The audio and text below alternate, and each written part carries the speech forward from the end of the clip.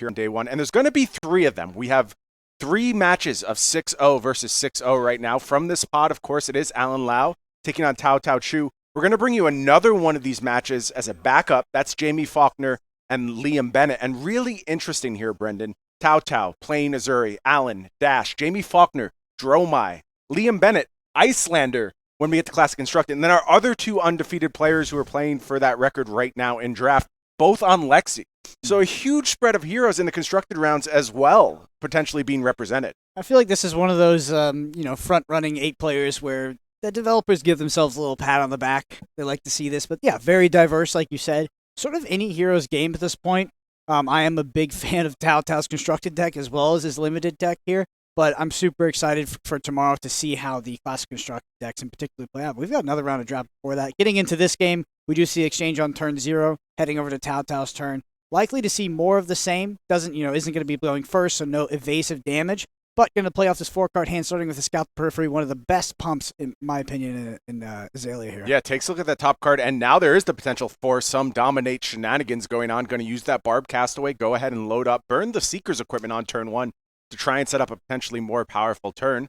So let's see if this is time for... I've been here before. There was a toxicity before it last time, but this is classic Taotao at this point with this double Scout. Is it double Scout the Periphery or...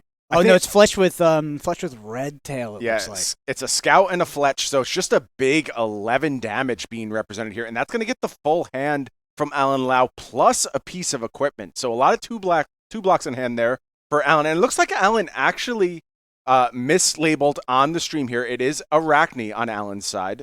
Going to go ahead and try and get that go-again damage critically on his side, and starting off with just a Seek Horizon. Really nice 1-card hand here. Well, to be honest, it was kind of tough beats for Taotao there. I know he tried to find the dominated era, but wasn't able to find it, so I had to run out that infecting shot. Not dominated. I think it's a pretty easy decision for Alan Lau in this position to just, you got to toss the hand there. And now there's a really interesting dynamic. I think fairly so, Azuri gets all the hype as the fatigue assassin in this set. I'm telling you, Arachne can do the same thing. He can absolutely get in there with those daggers, get resources out of your hand, push theoretical breakpoints that require you to overblock in the same way Azuri can. So if Alan is able to absorb this early flurry from Taotao, it'll be really interesting to see if he wants to shift plans to go ahead and be more defensive and maybe start thinking about fatigue. What do you think gives Assassin the ability to fatigue in this format? Is it just the fundamentals behind the block values of the cards that go into that class? Or is it something else? Because I would assume that the ability to fatigue is interchangeable between Arachne and Azuri, but Azuri ends up doing it more just because the Azuri decks are a bit more mishmash. An Arachne deck tends to be a bit more synergistic, I think, than Azuri. Yeah, I think there's 2 things. It's defense values on the cards. Assassin cards have very high defense values by default. Things like their defense reactions also preventing 3 damage. Really, really big deal for that class. Step 2, it's the Spider's Bites. I mean, those are just really, really awesome fatigue tools. They are Kodachi lights in a lot of ways, but in some ways they're even more threatening than Kodachi's because they do force those overblocks, and it's so critical to be able to do that if you are an assassin player. But here you see Taotao up to his old shenanigans. It's going to be a large dominated arrow powered out there by Threadbare Tunic come to fight, as well as looks like a lace coming through, and that means a big 10 attack dominate with additional on-hits packed into those arrows. Yeah, I believe that is a lace with Blood Rot. You are correct. Really adding to the potential damage here. Threadbare Tunic use, which is a critical resource we've seen for Taotao, but obviously I think the correct time to use it. It'll be interesting to see actually post this turn how Taotao does end up closing out this game if we do need to go to second cycle and pitch stack, because a lot of the interaction with the top of the deck does still have the headpiece equipment, but we started to exhaust it a bit once we get rid of this Threadbare Tunic, which really allows for these explosive turns, keeping that arrow in arsenal, doing the double pump, and then exploding off. A really nice exchange here from Alan. Did not have the trap in arsenal, but did have it at the ready to block with, and was able to add a peace of mind to the mix. So a really nice job preventing that supposedly unpreventable damage, getting that ponder for the next turn. And again, this really efficient 4-power attack. This is how you do it, Brendan. This is how you play Fatigue Arachne. You find these efficient attacks, you present 4, you get into your Spider's Bite, you make good blocks, and you just chip away at that life total. And I think these first few turns have gone very, very well for Alan thus far. Mm-hmm.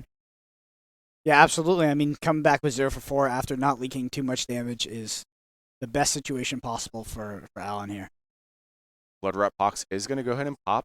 do some damage to Alan. Alan falls to 14, Taotao at 12. 14 of Alan, though, far more precarious than that 12 of Taotao. Just want to point out, I think Alan had a inertia token there, but did stack correctly with the ponder token off the Peace of Mind. So being the active player was able to have the inertia token sort of expire first, then ponder triggers was able to arse. How about some classic Taotao? Time for Aspire Sniping. Let's set up those first two cards, see if we can, again, present a dominated arrow. Will there be buffs? Looks like Toxicity in hand from Taotao. We've seen that do a lot of work across these last few rounds. Do you think that Spire Sniping is potentially the best arrow in Azalea?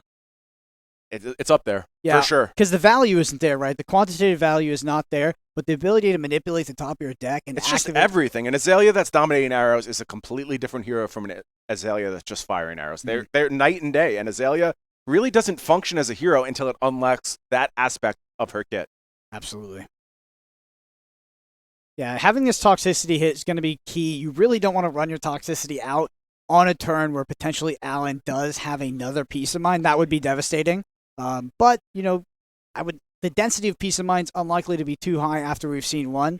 So I think that Taotao here is going to be happy to run out toxicity if he finds the right arrow on the top. Yeah, I think we're looking at a blue arrow potentially in Arsenal from Taotao, if I am looking at this correctly. Always a little challenging to tell, but I see a pretty filled in pip area, so I think this is just going to be a dominated 4 ? We'll get that sorted out, obviously, and let's see if Alan does have the ability to go ahead and present a little damage. Yeah, and it is, and Taotao wisely choosing not to go ahead and commit that toxicity at this point. Toxic tips are available on Alan Lau's side to do some blocking. We see those Seeker's leggings as well, so there were some prevention options. I think it's very wise of Taotao to go ahead and just save a little bit longer, wait for the right opportunity, knowing that fatigue can be a really genuine threat in this matchup. Yeah, absolutely. We didn't see it initially, I don't think, but the interaction between Seeker's equipment and cards like Peace of Mind is one of my favorite things about Outsiders, and the defensive strategy that you can do, just getting that extra value off of popping your Seeker's equipment to use that redundant resource you potentially have. Yeah, nothing better than the pitch of blue, Peace of Mind, Seeker's equipment, get some pondering going on the next turn. It's just very efficient, very powerful, very key to setting up these fatigue strategies, which are present in Outsiders, but thus far not really determining too many of these matchups. We did see the Taotao Chu match last round go to fatigue, but it was fatigue by damage, which I think is a very important distinction about how this metagame actually works. Yeah, I think that Azalea is more subject to fatigue in general because of the lack of a weapon. If you were to take apart a strong Azalea deck in draft and you actually just counted the attack values, I think it has some of the highest aggregate attack of any limited deck in Outsiders. But because you don't have the weapon, you can run into these scenarios where, yes, you can run out of threats if your opponent does have an effective way to sort of, or at least a high value way to defend against you. Things like Peace of Mind with the Seeker's equipment, etc. And I really like the shape of Alan's deck. You're not seeing those flurries of, stealth attack, getting wide, multiple spiders bite. That's not what Alan's up to. It's defend, maybe spiders bite, play patient, 0 for 4. That's the entire game plan here for Alan Lau. And that's really good at stripping cards. It's really good at getting that chip damage, really good at preserving life total. So I understand now why Alan has made it to this point. It's not a facially powerful looking Arachne deck, but it's well constructed, it's smart, and I think Alan is onto something as far as how to approach this Outsiders draft format. Mm-hmm. This is sort of a tried and true formula for a limited archetype that has existed in many formats. This block with your sort of redundant cards, weapon, threat, 0 for 4. It's very hard to deal with. Yeah, it's a nice strategy. This is going to be another dominated arrow.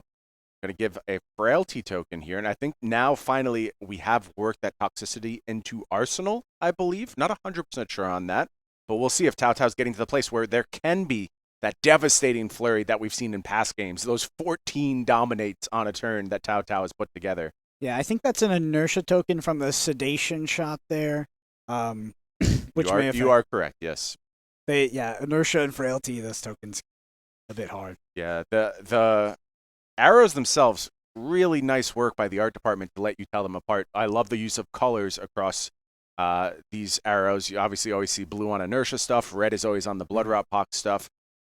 The frailty and inertia tokens, maybe not as distinct as I would like. I'd like to get your thoughts. What do you think about Prowl in the Arachne deck? I've heard it's kind of I don't know, some players think it's a higher pick, some don't. Some go for just kind of the pure stealth cards with the on hits. What is your personal opinion, I think Prowl? it depends a lot of what you're trying to accomplish. When you see something like Allen's deck that is just trying to present breakpoints, present fours, it makes a lot of sense, right? And I think in this case, particularly this being a blue prowl, you're very happy to have this be your resource base, and then in spots like this where it can just go ahead and offer a little extra threat, or in the late game, be that reciprocal for attack reactions. That's so critical when you get to the late game. You're just presenting these things over and over and over, and you have the ability to go ahead and put your opponent in the grinder in difficult positions where they have to make challenging blocks. Prowl's just really good at that. Yeah, I think people could learn from watching how Alan Lau sequences the attacks when he does have multiple cards in hand. You'll see he's playing the Prowl before the Spider's Bite, before the actual, what I assume will be a relevant attack with a relevant on-hit trigger coming in here.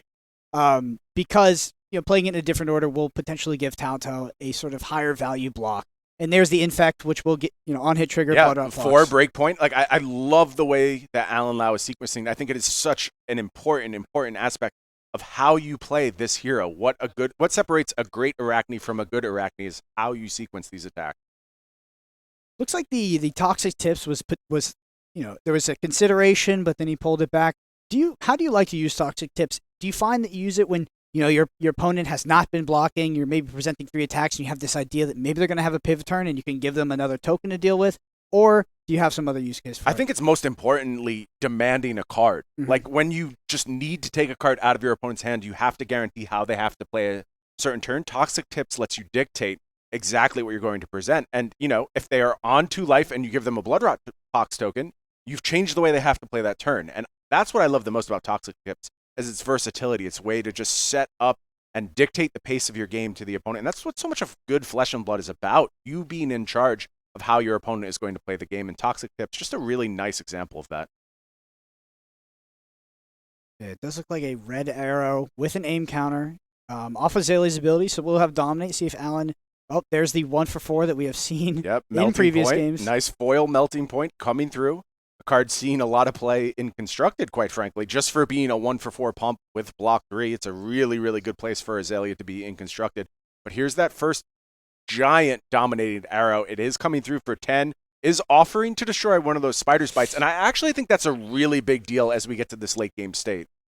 Yeah, I guess if Alan's late game is going to be double Spider Bite to be stripping cards, then it will be relevant. I think usually in a game that doesn't go long, you'll see a lot of these Arachnes only utilize 1 Spider's Bite on their turn. But like you said, as we go into the late game, it becomes more and more important. So not an irrelevant hit trigger here.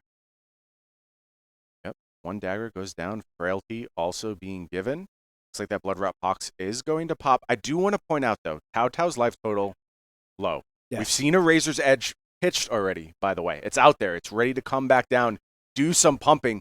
And I think Taotao has to respect that. Hopefully has been tracking his opponent's pitch deck, knows exactly when he has to overblock. But once you get in that position, it becomes really hard to present damage. You're just giving so many cards defense on every turn. Your window starts to close. And now with Taotao down to 4, there's some real threat coming across. Yeah, Brian, I think unfortunately because of Arachne's inherent hero ability, we're in a pretty tough position for playing around attack reactions, because if we overcommit our block to the first attack, we will be followed up with, like we see here, something like a Wither. We do have Razor's Edge in the deck, obviously, but also things like Spike with Blood Rot. I mean, there are devastating cards that could potentially come up for Taotao here. And yeah, at a life total 4, and with a sort of card-hungry deck like Azalea, like Taotao needs to pump and dominate an arrow plus a critical maximum of, most likely 10, so he can get past the equipment for lethal. Can't really be sparing, extra cards to block with to insulate himself against these attack reactions, unless he's seen the pitch stack. I do want to point out on that turn, I believe we saw 2 blues played. If both of these daggers are still around, the texture of this turn could look very different. It can be a Weave Spider's Bite turn at that point. Again, very critical when you're in these low life total scenarios. So Spire Sniping is the play here from Taotao. Looks like going to take a peek at the top of the deck for Alan, and that spells trouble. That means Taotao already has what he's looking for on top. There is the Azalea ability. What is the arrow? It looks like it is going to be red infecting shot. It's going to get an aim counter from that crow's nest. It is dominated. There is another pump. Ooh, and now we're coming in for a big swing from Taotao. Is this the thing that propels Taotao to an undefeated record on day 1? 12 dominate being offered to Alan Lau. Does he have the D-React? Does he have the additional block from Toxic Tips? Is there an out? Toxic Tips alone isn't enough, right? Yeah, it needs an additional block here or some type of damage prevention effect, a brush off, potentially. a D-React in Arsenal.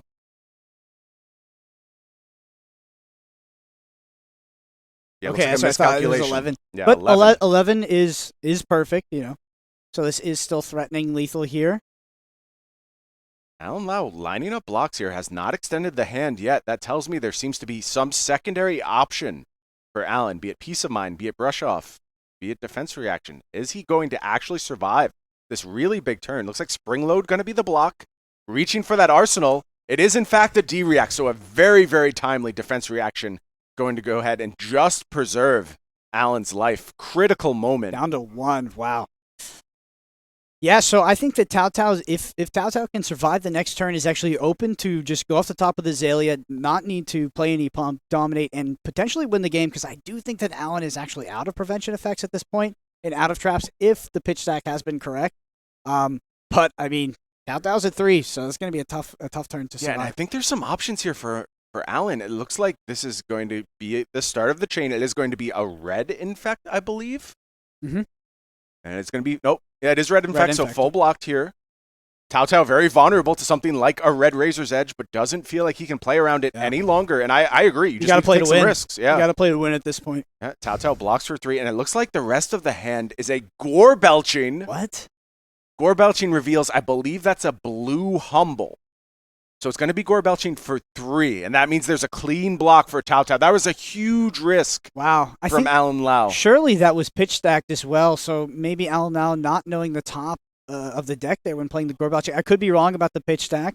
I do think we have circled back to that. But yeah, if that gore belching had hit the right card. Yeah, it could have been game over. Absolutely lights out. And it's interesting because, knowing what that gore belching was going to put out, was there a line with Spider's Bite available? I thought the last card in hand was Spring Load. I could be mistaken about that. So I wonder if that was the optimal damage output from Alan. There was a frailty on that last turn. So that explains the way Alan played it. Without that frailty, I think Alan offers a really challenging hand. But frailty coming up clutch, it is just going to be a fired Spire sniping here. So Taotao's going to have to go ahead and fade. Did not find that critical arrow off the top, and that means Taotao's under pressure again for another turn. Hand looks like feisty locals, cut down to size, virulent touch, and Wreak Havoc. Wreak Havoc, yeah. So there is no frailty on this turn. We could look at something like Spider's Bite into feisty locals as a pretty nice play. There is the Spider's Bite. Yep, I think you're correct on that one. Taotao surely, I'm assuming, has to take the Spider's Bite and then double block the feisty locals. Unfortunately, cannot single block it. Taotao falls to 2. There are the feisty locals. One of my favorite cards, actually, from all of Outsiders. And like you said, this is going to demand a double block. It's going to get buffed up. See the toxicity in hand that we talked about earlier. Yeah, pitch decked earlier on. That they come to fight. Taotao at this point hopefully knows the top of his deck, has been keeping track, because I think a quote-unquote blind Azalea is going to be the key to win this game. I agree with you 100%. And this is one of the spots where I love feisty locals so much. It's so demanding of your opponent in these scenarios. This card is very frustrating to play against in Limited. And this effect, there was like we talked about, there was a similar effect in Monarch. The card was just as good, to be honest. It was a closing card. It was a red card you would pitch later. It's just tough to deal with. I mean, you're faced with no good options here. Yeah, and you see Taotao deciding what 2 cards to block with. Something like a D-React could have been critical here. Dodge that Spider's Bite. Also dodge the local's ability, but does not have it. Has to give up that toxicity to a block. That's really fine. You don't care about that card anymore. It's basically irrelevant.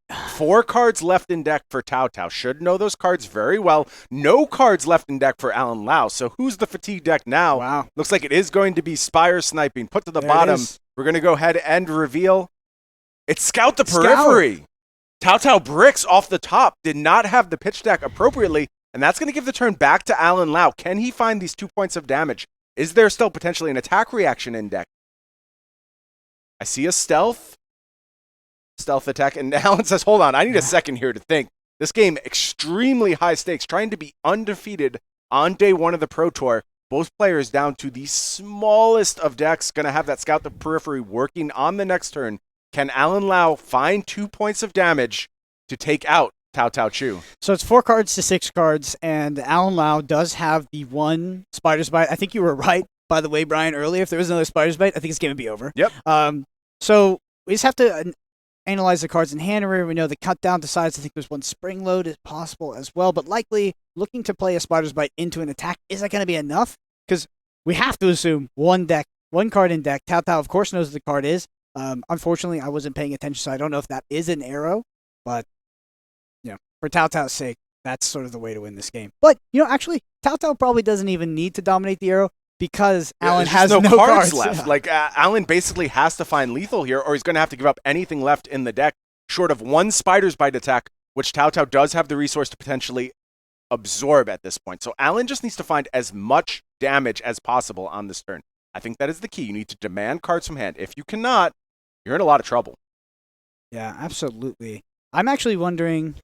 Don't pitch deck like me. That's good advice, Taotao. And after I sing my praises of Taotao's ability to play the long game as an Azuri master, a bit of a misstep there with that Scout the Periphery. Look, stakes are high. Pitch deck has gotten away from all of us once or twice, and nobody has ever just been perfect at pitch stacking throughout their Flesh and Blood career. I'll tell you, if there was an Azalea deck you didn't have to pitch stack with, it's Taotao's deck, so it's so powerful that I don't think this deck would run into the situation too often. But here we are. The question I have for Taotao's deck is, does he literally have enough arrows in his 4-card hand and with that 1 card left in deck to even close out this game? Yeah, so we see a Scout in Arsenal. I think I see a red arrow in hand. Yeah, an infecting shot, I believe. Yeah, so step 1 here is going to be a Prowl from Arachne. And I think that's a blue Prowl. It's going to come in for 1. It's going to get the Razor's Edge, Wow. and that is going to get the game. Taotao said no blocks. Razor's Edge just able to get enough done. If Taotao just blocks for 3 there, I'm not sure he can lose that game. I think he might actually have it locked up. And Taotao took a bit of a risk. And look, I'm not trying to run down Taotao. This is an incredibly hard spot. That Razor's Edge was pitched, though. It was pitched in the early game, and you kind of have to be aware of that. And Taotao said, don't pitch stack like him. I'm inclined to agree after that match, and you got to feel for Taotao in that spot. Yeah, so of course in Flesh and Blood, there's 2 facets to pitch stacking. That you pitch stacking your own deck, and you also paying attention to your opponent's pitch stack. And you can also counter pitch stack them. You see them pitch something, you assume you're both the similar cards in deck. You can pitch something for the late game to pair into something like a